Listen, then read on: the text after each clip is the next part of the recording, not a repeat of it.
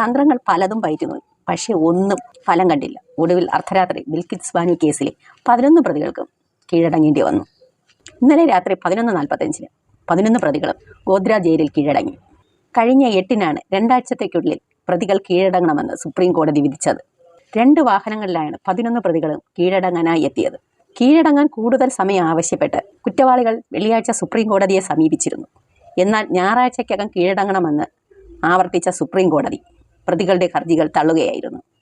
2002 ഗുജറാത്ത് കലാപത്തിനിടെ ഗർഭിണിയായിരുന്ന ബിൽക്കിസ് ബാനുവിനെ കൂട്ടബലാത്സംഗം ചെയ്യുകയും തന്റെ 3.5 വയസ്സുള്ള മകൾ ഉൾപ്പെടെ കുടുംബത്തിലെ 7 പേര് പ്രതികൾ അതിക്രൂരമായി കൊലപ്പെടുത്തുകയും ചെയ്തിരുന്നു. ഏറ്റവും വളരെ നാടകീയമായിട്ടുള്ള രംഗങ്ങളിലൂടെയായിരുന്നു ബിൽക്കിസ് ബാനു പീഡനക്കേസിലെ പ്രതികൾ ഇന്നലെ രാത്രിയോടുകൂടി ഗോദ്രയിലെ സബ് ജയിലിൽ കീഴടങ്ങാനായിട്ട് എത്തിയത്.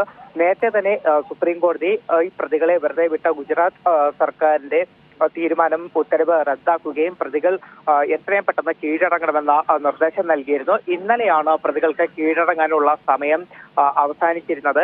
അവസാന ദിവസമായിരുന്നു ഇന്നലെ.